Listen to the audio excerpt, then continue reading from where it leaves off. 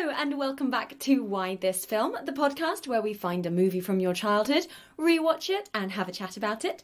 I'm your host, Emily Slade, and once again this week we are recording in a Cafe Nero in Kentish Town, so the background is a little bit noisy.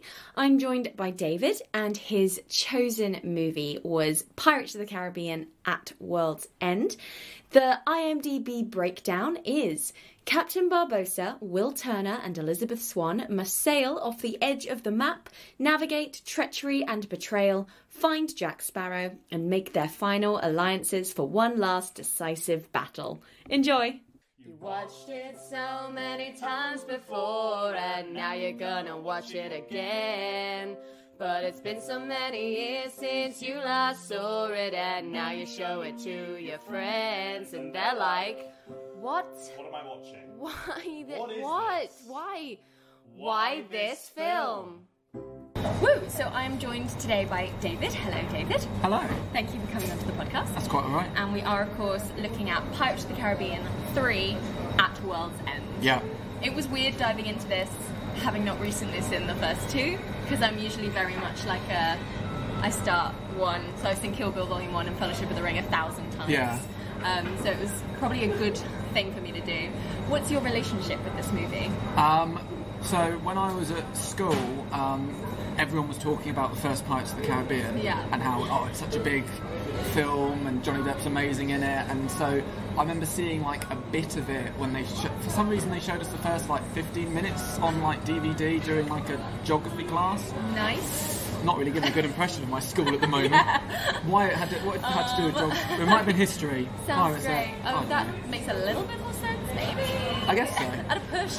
But I watched that and thought, that's this seems quite good. So I ended up getting it on DVD, fell in love with it. Of course. And then it was announced there was going to be 2 more films. Was really excited, saw the second film, absolutely loved it. And it came about at a time in my teenage years when I didn't really know who I was. I didn't know what category I fell under, and so I went down a weird sort of scene kid / goth / emo-ish path. I don't know what. I'm gonna need the photographs from that era. Oh, I think I've burnt them from the internet. But I used to, when I was younger, because I thought it was cool, and I hung around with a bunch of weirdly dressed people that tended to dress like pirates anyway. Amazing. Like open button shirts. Yeah. I think a friend of mine had the Davy Jones key around his neck. Cool. And I actually had a pirate hat and insisted on being called Pirate Dave. Like a tricorn. Yeah, hat. right, the thing. Like Alan Tudyk in Dodgeball. Yeah. Amazing. Except what was worse is that it had fake hair attached to it, and at one point I took it off and this guy went, "That's not your real hair." I was like, "No, it's not." Oh my goodness, that's the best story I think I've ever heard. That's incredible. So why did I just admit that? Come on, man. That's amazing. But anyway, I was a big fan of these films, and when the third film came out, it was such a huge deal. We actually booked tickets for it at the cinema. I remember we took up a whole row at the back of the cinema, and in a weird way, and I actually said this to a friend of mine, and having recently rewatched the film, I regret it, but I was like, this film, this series, this is our Star Wars. That's how good it is. You're wearing a Star Wars jumper as well at the time. And so, yeah, it was just a fun film, and I thought the third film was really epic and cool. And I was like, it's being really adult in places. This isn't your daddy's pirate film. This is great. And I was just obsessed with it. I loved the whole characters. I thought it was really funny, and I thought it was just an epic film. Yeah. Do you still think that? No. Could you sense the slight hesitation and embarrassment in my voice? I sort of had the opposite. I adored the first Pirates of the Caribbean. I still do. It's still one of my favourite films. Yeah. And then I remember these ones coming out, and I remember going to see them, and I was that like cinema snob of a teenager that was like about like literally everything, and I was like, these suck in comparison to the first movie. I have so many issues with everything. Yeah. And now, like, and I'll say when we go through our notes for this movie, like, I didn't know what I had back then. Do you know what I mean? Like, I was comparing it to the first Pirates of the Caribbean, these two, which obviously in comparison that's a masterpiece, and these are just very, very good films, and they are very, very good films because the shit that's coming out now in comparison to these films, these are imaginative, they're creative, they are epic on a certain scale, like they really are. So I don't think I knew what I was like. I look back on my teenage self and I'm like, you don't know how bad it's gonna get. I mean, I look back on my teenage self and go, what were you thinking, man? Take off the pirate hat. You're not a pirate. You're not cool. That's the point of your teenage years, though. So and there is some shit out recently as well. There's some real shit films. Pirates of the Caribbean 4, Pirates of the Caribbean 5. They haven't stopped making them, and it sucks. And I wasn't really aware of the hype of these ones when they came out. I was just remember being like, oh, there's more Pirates of the Caribbean. Okay, guess we'll go see them. And it was one of the first times I remember waiting behind after the credits to watch a scene. Like it was the first time that we sort of did that properly. Because it was around that sort of Marvel time when they were starting to do that. I think the Pirates films, because I didn't realise this, the first film has a post-credit scene, which explains why. Yeah, you don't know that. So you know how in this. Blown my You know how in the second film, Jack the monkey is there as an undead monkey? And I was like, oh, how is he still in the film? I thought, did he die or what? But in the he got like blown out of cannon. But at the end of the first film, there's a post-credit scene where he ends up washing up at Isla de Muerta. He ends up going to the chest of Cortez, picks out a medallion, and then he becomes undead. So that's why he's in the other films. So we must have somehow swam and ended up on the Black Pearl again. But yeah, there's a post-credit scene in the first film. I am like sat here open now. You have changed my entire life. I had no idea that existed. I don't even remember even Googling that vaguely. I just remember in the cinema being like, doesn't make any fucking sense. But it was before a point where I would try and find out if they'd... Wow! You know, the second film has a post-credit scene. Yeah, that was the first one I ever saw with the dog on the island being worshipped. Which was just a bit of fun. It was just like stupid, and I was like, haha. Because that was before like post-credit scenes actually then started to explain plots. Like, I was watching one of the X-Men, and I was like, wait, didn't Patrick Stewart die? And it was like in a post-credit scene that he came back to fucking life. Spoilers. But yeah, I mean, that film's like years old and no one likes it. So. But yeah, I do remember being like, what the fuck is going on? So post-credit scenes have suddenly become ridiculously important, and Pirates of the Caribbean was the first that started to have them. They also had all those DVD extras that because it was around the same time as Fellowship. That we were starting to buy DVDs, and unlike the Philosopher's Stone, for example, the Pirates of the Caribbean would like have diary upon diary of their like making of, and we would like just pour over them. We loved watching them so much. Well, that's looking back on like the extras. I remember watching them like I would kind of watch them back to back all the time as a kid because this is when I was really starting to get into film. Amazing that it was Pirates of the Caribbean that got me into that.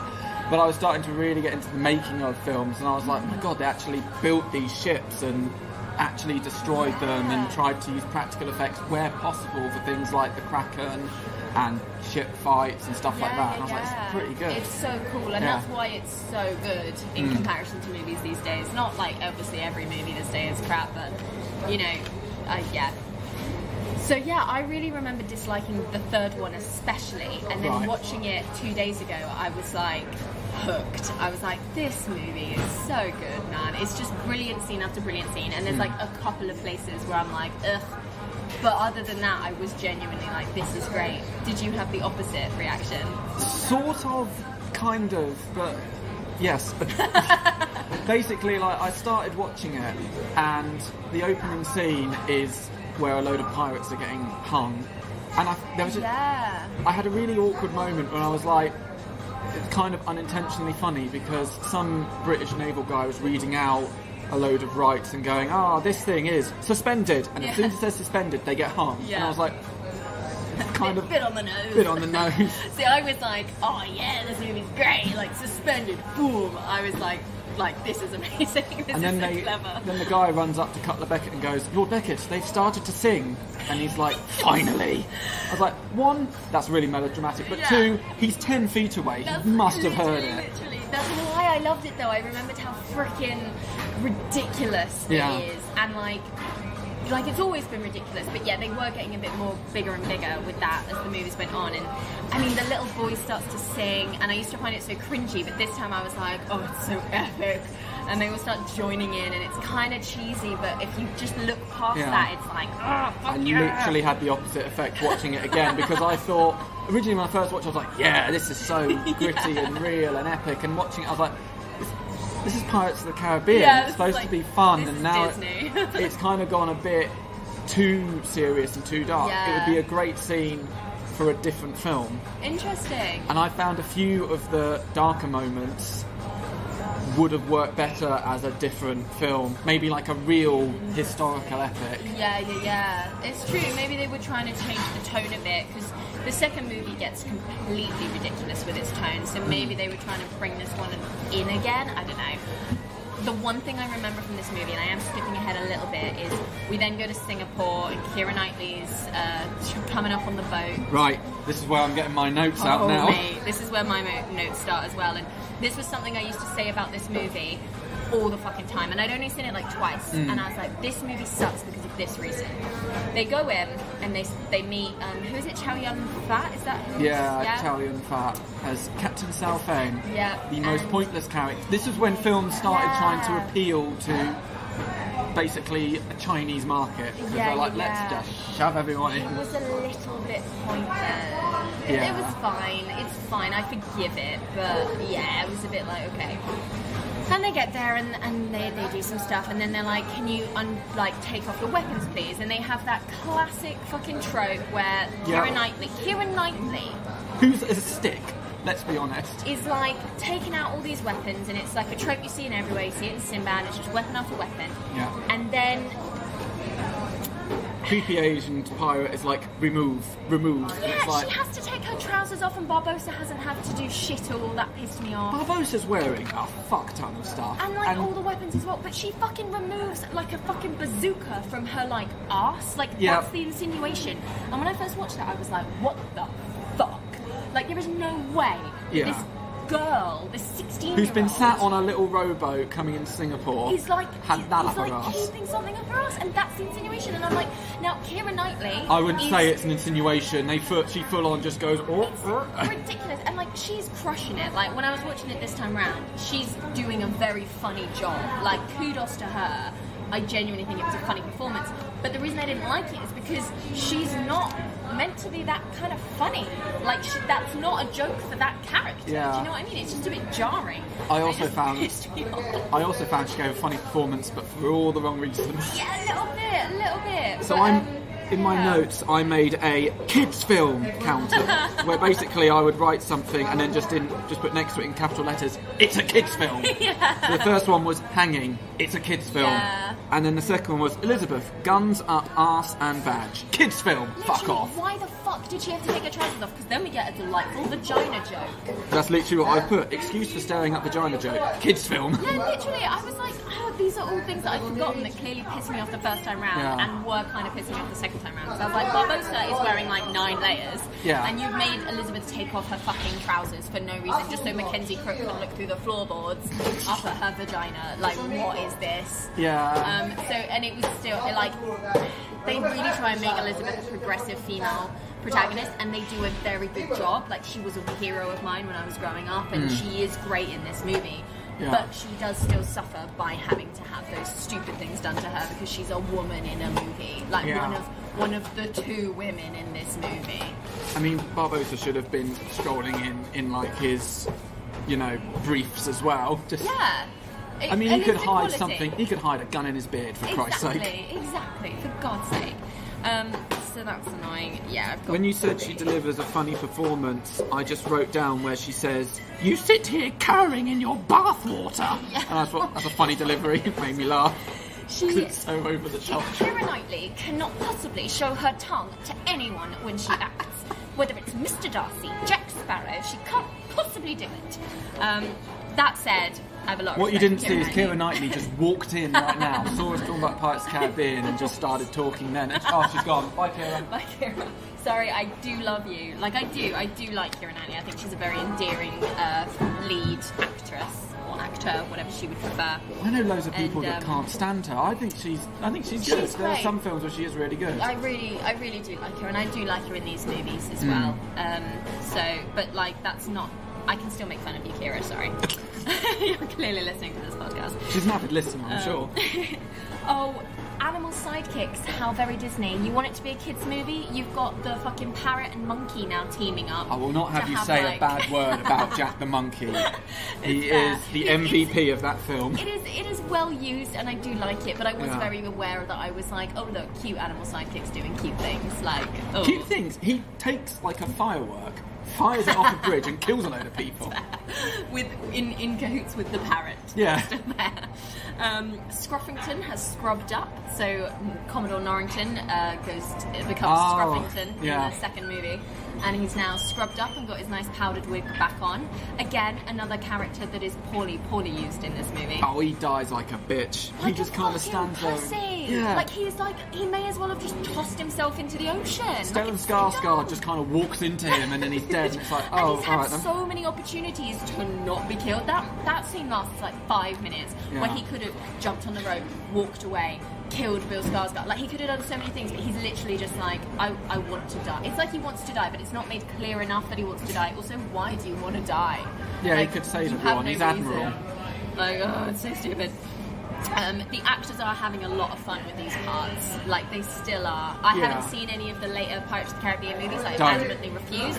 But I can't imagine that they're having as much fun. I think I read in a review once that Jeffrey Rush even looks like he's sick of the franchise and wants to be out. But here, they're still having a good time. Yeah. I mean, one thing that I like Jeffrey Rush, he's a great actor, and he's great in the Pirates films. But I kind of feel like his inclusion in this film, and the fact that him and Jack are all, jokey joke, we're both captains, yada yada. The fucking dick we're doing the dick jokes with telescopes. That like runs throughout this movie is very annoying. But I feel like it kind of undermines the fact that he was an evil man in the first film. He was such a badass villain, and now he's just kind of another pirate fumbling around. Literally, it is frustrating, and I think that's why I dislike. I think by the end of this review, I'm going to be back to like, oh yeah, I fucking hate this movie.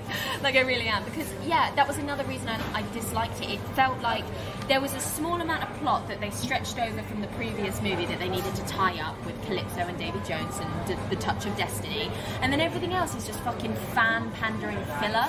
Yeah. I didn't need to see a dick measuring contest between Barbossa and Jack Sparrow. I didn't need it. I didn't need a vagina joke from Keira Knightley. Did you need the Jack Sparrow wants to fuck a goat joke? Mate, I didn't need 90% of the Jack Sparrow that's in this movie, because it's 30 minutes into the movie, and what a joy it's been, I've written here, to make up for that. Alright, Mark Kermode.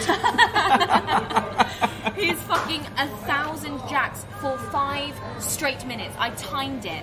Yeah. He is on screen as just himself 1,000 times for 5 straight minutes, because we haven't been able to see him for half an hour, and it's been fucking great, because we don't always need Jack. What makes Jack? Less is more with Jack Sparrow. Right. That's why the first movie works so well, because he's not the main character, and that's really good. And that's why these later movies suck, because he is the main character. And this movie was that transition where they were like, oh, what do it's like Minions.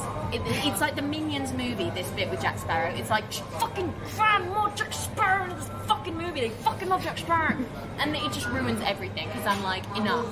I don't need him fucking a goat. I don't need him running around with crabs. I don't need him fucking, like, doing any of that shit. Peanuts, fuck off. Like, it's not funny. Oh yeah, that's a recurring gag, the fucking recurring gag. It's one of the final shots of the movie as well. The monkey gets the peanut, and I'm like, enough with the peanuts. I think it would have been better.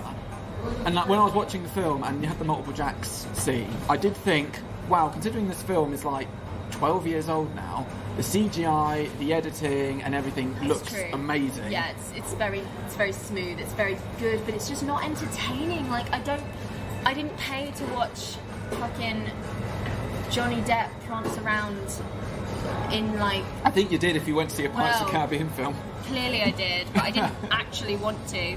The tentacle tear wiping I've got here. When Davy Jones... Out of context, that's a very weird sentence to say. It is, and it was very weird to watch as well. It was very melodramatic. So Davy Jones, again, this like big villain character, is there listening to his like fucking music box. and then like one I can see tear. why when I was going through my weird emo phase, I liked this film. I was like, Davy Jones, man, that's deep. It's like the You're hitting me hard. Of the sea. And he uses one of his tentacles to like wipe away the single tear. But it goes even further than that. He like picks it up off his face with this like tentacle, and then looks at it, and then gets really angry over the fact that he's just cried a single movie tear, and it's just so ridiculous. I didn't know how I felt as someone that was just trying to watch this movie objectively. I was like, I'm not laughing, I'm not annoyed. Just what? Question mark. What? Why? Question mark. Why? Yeah, when you put it like that, it is kind of stupid. But I was watching that scene with Davy Jones and kind of just going, wow, those effects still hold up. Yeah, that is one thing I will say, is that the effects in this film really hold up. And they're not distracting. Like the later Harry Potter movies get really dark to cover up all the CGI, whereas even during the storm near the end, you can still pretty much see everything that's going on. Which and they is do really a lot of stuff in the daytime, like when they get to Davy Jones' locker, which is just a giant beach, and then you've got the Black Pearl kind of coming up over the sand dunes. I'm like, that looks cool. Yeah, it's really cool. That should have been, they should have cut out all the, multiple Jack thing, and that should have been his proper entrance. Yes, so true. And it would have called back, and it still calls back to the first film, but that should have been the proper way to start. This movie really does try and sort of like mirror that first movie a lot. There's a lot of callbacks and a lot of references too, and it tries to tie it up in that way, which like is fine, but like it's neat, but the fact that they went on to make more kind of undermines it a little bit. Yeah, because this film ends with Barbossa's got Pearl, Jack's on a little dinghy and off on adventures, says drink up me heart is yo-ho. Yeah. And then it's like, oh, it feels like we can almost go back to the beginning of the first movie now. Like, they've set it up almost as if it was a prequel to start the first movie again. It's kind of like they've returned to the status quo of the first film.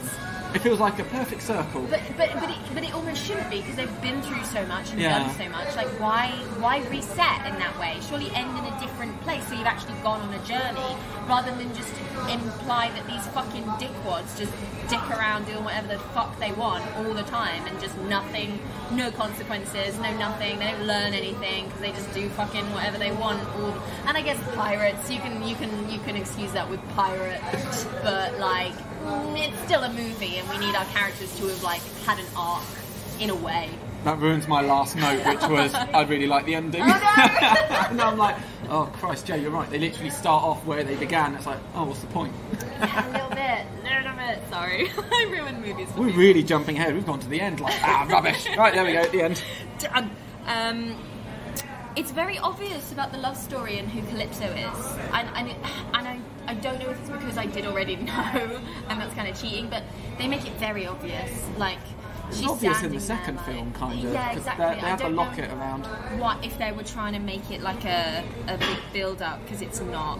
Oh, this is the other part about this movie. There's bazooka butt joke, which I fucking hate, and then this bit I fucking love, and I think it's so gorgeously done. Yeah.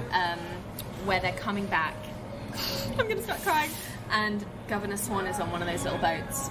Oh, and in Keira Knightley's the locker, like, oh my god, we're back. And Jack's just like, we're not back, Elizabeth. And then, it's so heart-wrenching. And she's like, Father! And he's like, Elizabeth, are you dead?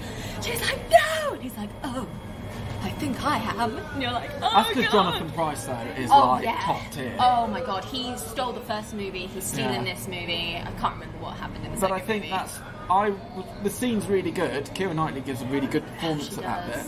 But I was just kind of like, oh, that's the end of Governor Swan. We're just going to shaft Jonathan Pryce. He dies technically off screen, and then he's just in a boat. But I kind of liked that. I liked by him. If we'd seen him die, it would then undermine the power of this scene.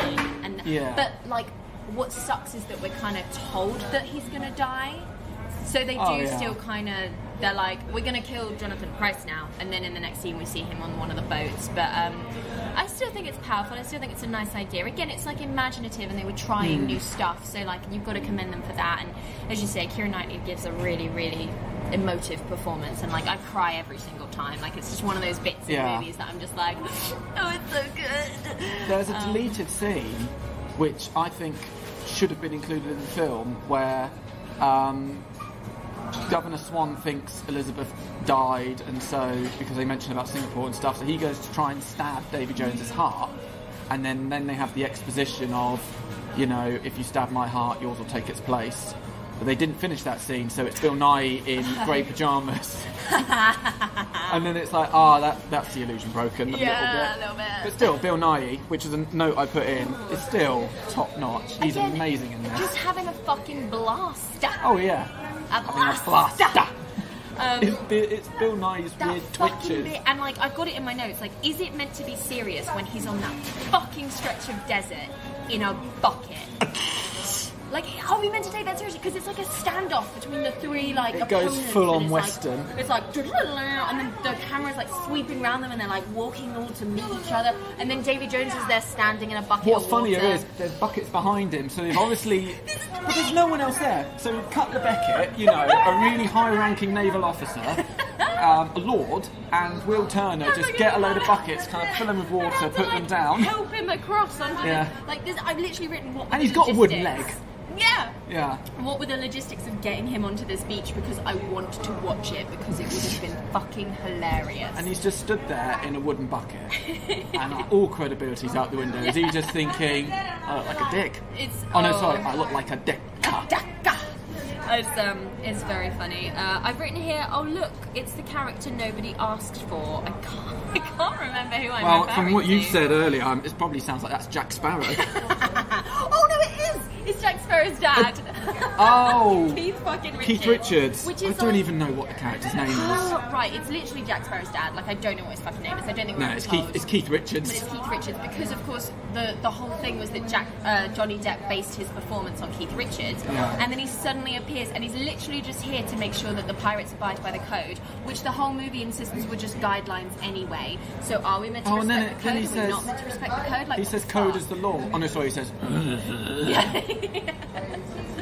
Yeah, it's so dumb. I fucking hate it. And there's like stupid things where people are like, oh, let's just not follow the code, and his guitar string like blink, and everyone's like, and it's just like, who the fuck are you? And then like the way we find out is like, how's mum? And it's like, oh, can we? And he holds up a like shrunken head. It's just, that's so another reason why this whole movie. This is what I found really weird about the film, is that you've got scenes like this where you've got Keith Richards around the scene, holds up like a tiny head. It's like, here's your mum, Jack.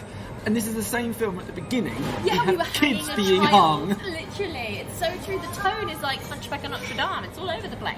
And then another bit in my it's a kids film counter is when they're in Singapore, and Cutler Beckett's lackey, actor David Schofield, very good actor, just comes in and headshots one of the Asian twins, and then later on you see him just shoot her when she's on the floor, and it's like, Jesus Christ. Jesus fucking Christ. And then Keith Richards is in it. It's like, it doesn't. Yeah, I found the film a total mess. Yeah, it is a bit of a mess. It is a massive mess, and I think that was my problem with it as a teenager, and it's why I'm sort of able to enjoy it really far away, going, oh yeah, cool. But if I get too close, I'm suddenly like, ugh. I've got here, Norrington only died because the script told him to, which we've discussed. I think a lot of things happened because the script said so. So, like, am I meant to assume, as we previously discussed at the end of Pirates of the Caribbean 2, with the after-credit scene, that Keith Richards went to that cannibal island and collected that key dog because it's then in the pirate, I think you'll find in Shipwreck Cove, that the film perfectly explains why that dog is there. Because Keith Richards says to Mackenzie Crook, sea turtles, mate. And so obviously what happened, that dog's got a lot of fur.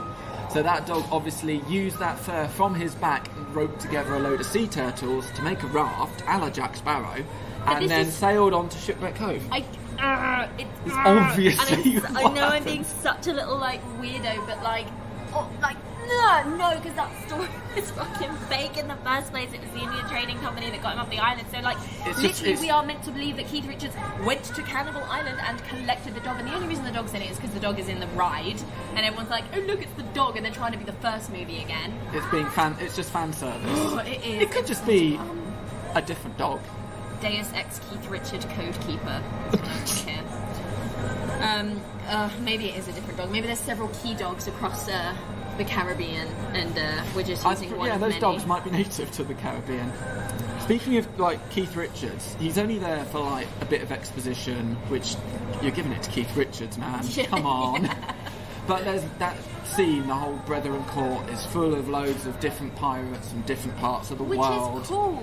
Except they do. Well, yeah, exactly. They don't use them. They've got this. They open up this thing where you're suddenly like, wow, and then they don't do anything with it. And they've got all these cool pirates. And again, they've got some. I've got literally, wow, what a gag! Such weight, most good. Is it by any chance the line where she goes, "This is madness"? And Jack goes, "This is politics." No, it's not even that. It's the bit where everything's sort of decided and they're all like, yeah, we're going to fight, amazing. And then the guy that hasn't said anything... Oh, he's got a high-pitched voice. Stands up and he's got a high-pitched voice. And I was literally like... Wow. I'm very ashamed to say that in the cinema, when I first saw that film, I burst out laughing. So I was like, funny voice. It's a cheap gag. Do you know what I mean? It's like, this movie is better than that. Like, the comedy within these movies is usually so... good, and it's not good because it's highbrow, like by no means, but it's just, you know, it's witty and it's funny and it's cute and it's stupid. But this was just so stupid. I was just like, again, we hanged a child. Yep. Now Keith Richards in here. Now this guy's got a funny voice.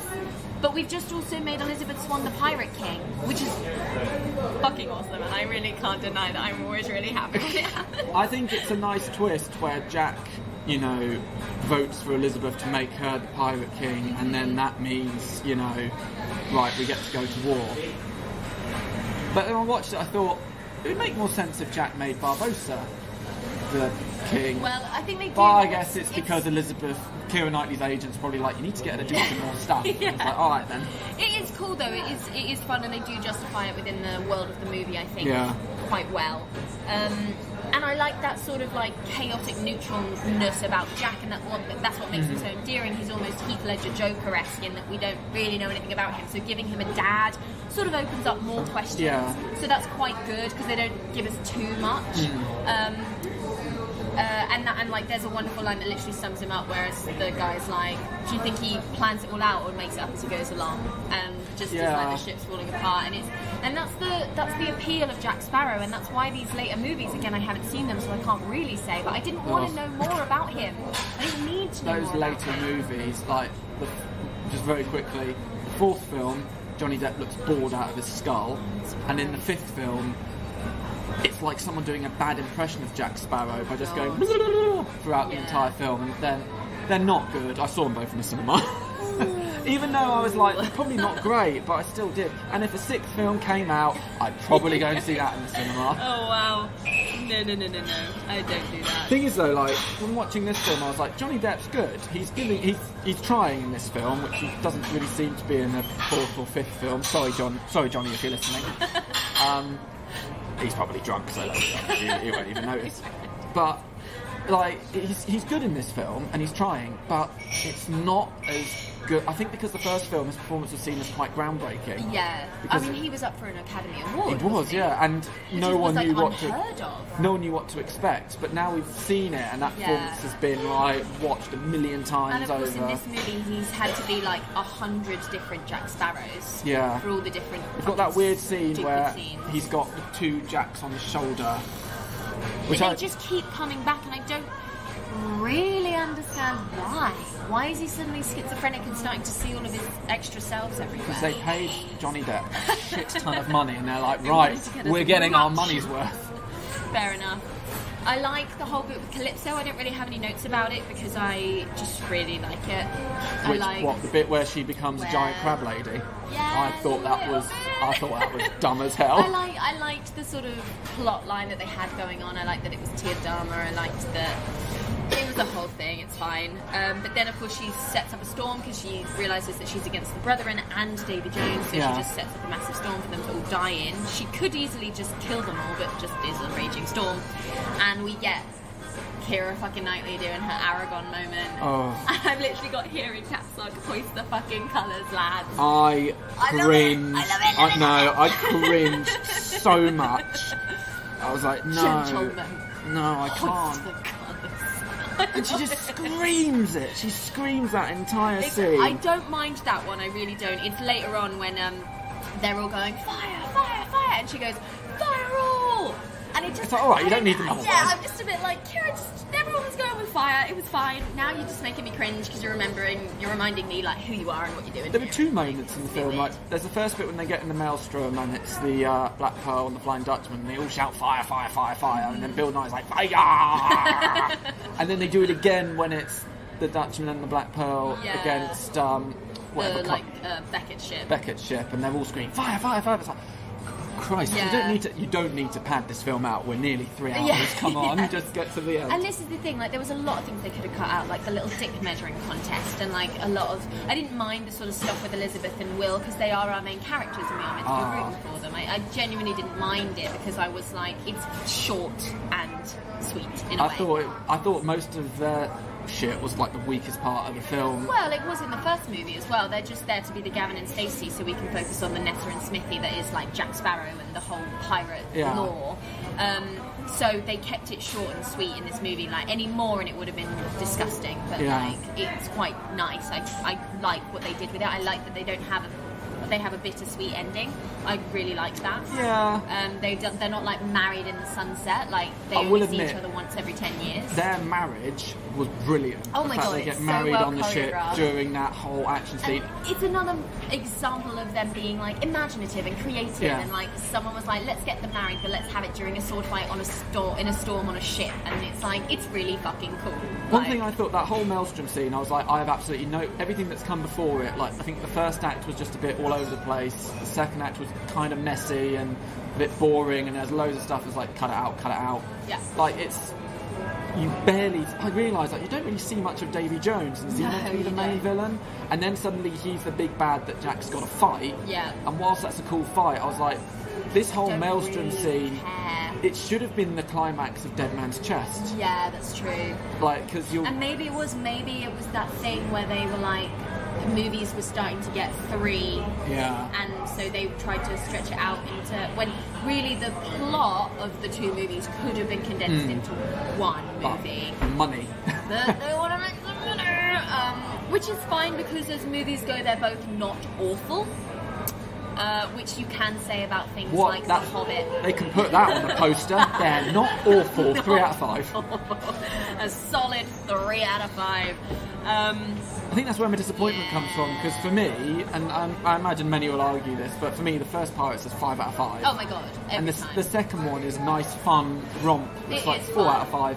And then the third film, they're trying to be like, this is serious stuff. Yeah, we've got to our third act now. And usually the second act is meant to be the darkest, so they kind of switch that, and it didn't quite work. And it's all the bits in Singapore is just really dirty, and I'm just like, everyone's covered in mud, and I'm like, it's just a load of fat, giant men, and it's like, why? Why are we here? In their, bathing in their own dirty bath water. I'm like, oh, this is fun, isn't it? Ew, what are we trying to say? Like, oh, gross. Yeah, what are we trying? I don't think this would have done much for the Singapore tourist industry. I'm sure it's different. I'm sure it's changed. Whatever. In this film, it looks like a really, really dirty set. Grimy, and really dark. There is that shot where the ship is in the sea and the stars in the sky are reflected on the sea. Oh, what? So it looks like they're sailing through just a sky of stars when they're on their way to Davy Jones' locker, and it's beautiful. It's like really lovely. Following on from that, as they're heading towards Davy Jones's locker, they reach that giant waterfall. Does Pirates of the Caribbean confirm the flat Earth theory? Earth theory confirmed. Confirmed. I was thinking that, but then I was also like, they've had to get lost, and they're doing a bit of mumbo jumbo-y, magic-y stuff and following this weird map that I feel like it's not that the Earth is flat, because otherwise everyone would come to the edge of the Earth very easily. Yeah. I think it's more like the room of requirement. You have to find the edge of the Earth that only appears to you if you're sort of looking for it but not looking for it. That's how I saw it. So I'm like, semi-confirmed flat Earth people. I got slightly confused because at the end of the second film you had that twist where Barbossa is alive. Yeah. And Tia Dalma says, God, I can quote these films back to back. That's how sad I am. I can literally, when I was a teenager and we'd watch the first Pirates film, I'd know it beginning to end. I can everyone do that with the Philosopher's Stone. It's fine, you're in good company. Everyone was like, Dave, shut the fuck up. And it would be just like really pointless lines that aren't even like major quotes. And I'm like, Dave, you need to stop. But like at the end of the second film, Theodomus says, you will need a captain who knows those waters, so the waters of World's End. So you're like, okay, so that's where Barbossa came from.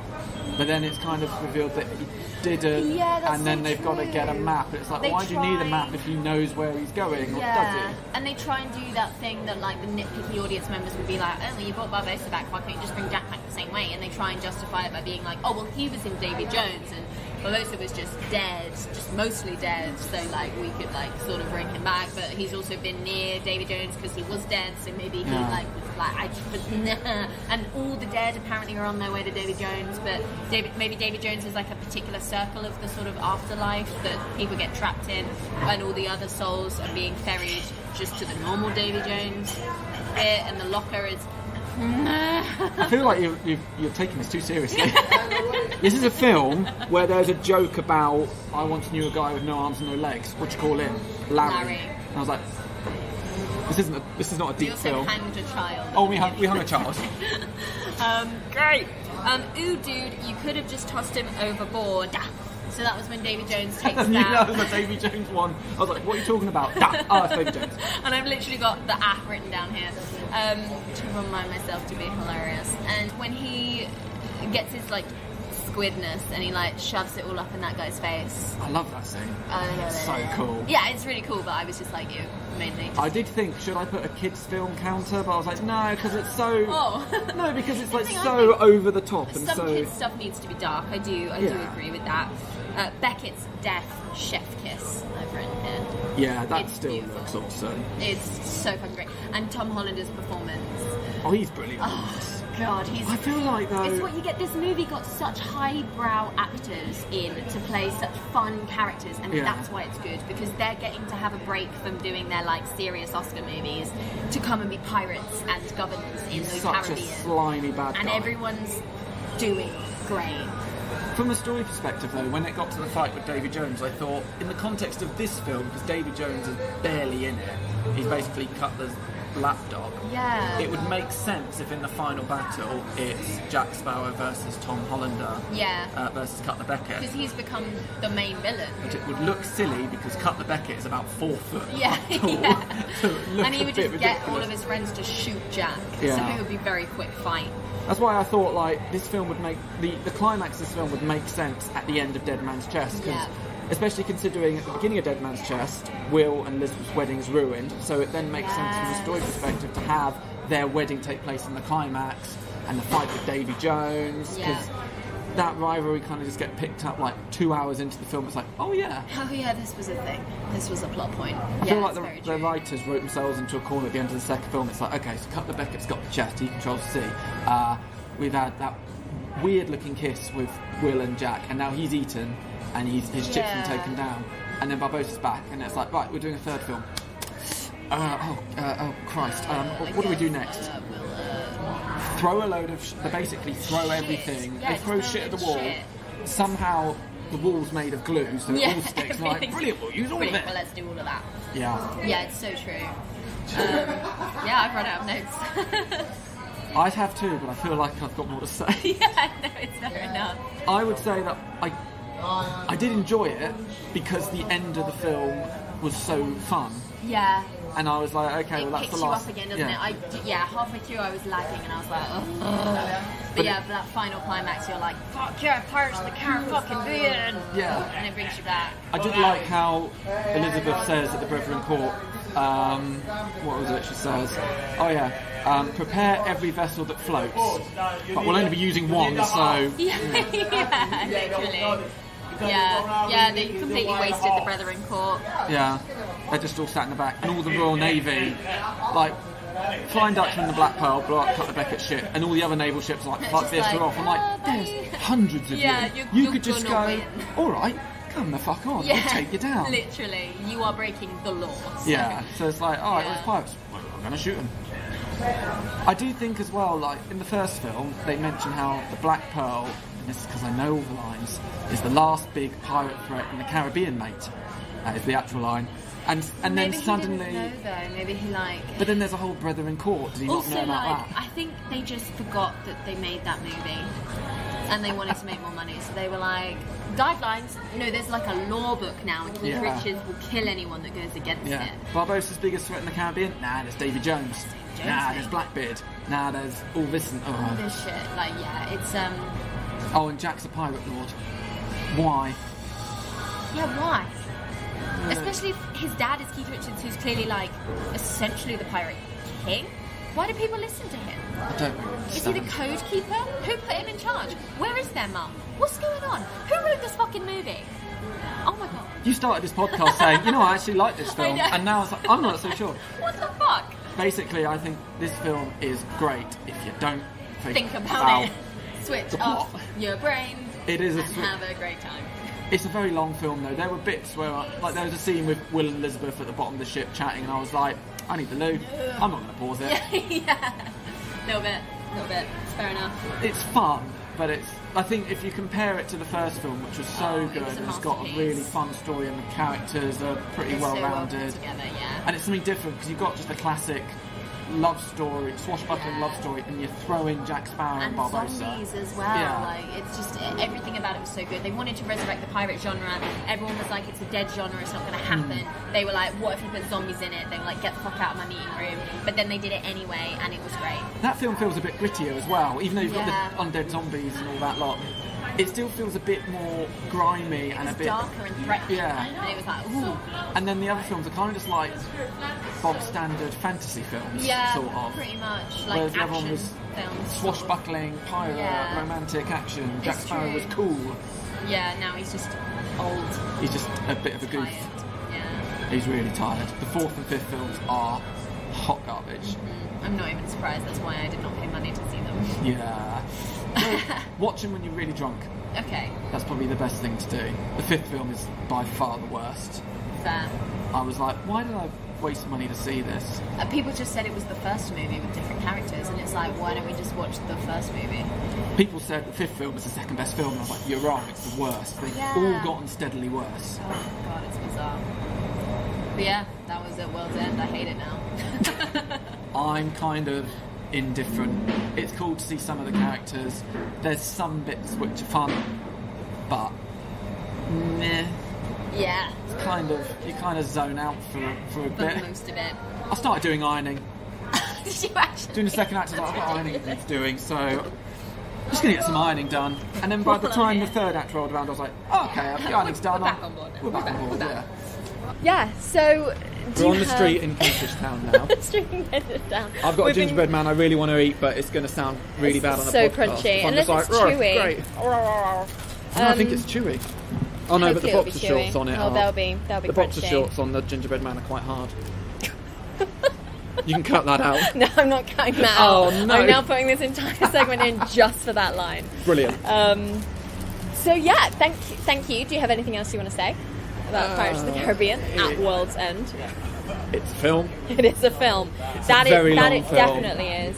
I had to pay to watch it because it wasn't on any streaming Oh my services. god, fucking tell me about it. Yeah. Like, I paid like £2.95 or some shit to watch it on YouTube. Like, That's what I did. I watched it on YouTube. Oh my god, it's so annoying. I've still got it for about... This came out in 2007. Why can't I watch it anywhere? Like, UK government? I remember. Fuck you. I remember. I was like, it was on Now TV a few months back. All of them were, and I was like, oh brilliant! I'll go watch that. Wasn't on there. Amazon, not on there. Not on Amazon. Netflix. Not on Netflix. Netflix had the fifth had one. Had the latest fuck one. That. So that's for fuck's sake. So I had to buy it on YouTube. Yeah, same. Like a mug. So annoyed. So annoyed. But yeah, thank you so much for coming on my quite podcast. Alright. Standing in the street here like some weirdos. Do you have anything you want to plug? Where can we find you on social media? So on social media, I'm there. What is my tag? I came really well prepared.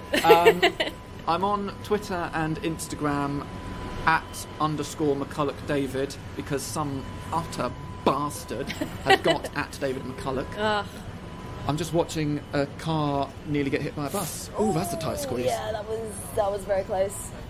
This is the fun you miss out on if you're listening to this on audio. If we had a camera, you'd be able to see that It'd be great, gripping but action scene. Unfortunately. It was a car between two buses, kind of like Cutler Beckett's ship between the Black Pearl and the Making Dutchman. it related. Amazing. Do I have anything to plug? I'm working with a company called Black Box Theatre. Nice. And we're doing a touring production of the 39 Steps as a live radio drama. And to find out more about what Black Box Theatre Company are up to, you can head to their website, blackboxtheatrecompany.com. The tour of 39 Steps, a live radio drama, will be going on from the 24th of October to the 7th of December. So you do still have time to grab your tickets if you fancy going to see that. We'll see you next time on Why This Film. Bye! Bye! We watched the film and we talked about it, but now it's time to say goodbye. We'll be back again with another movie that makes you wanna ask why.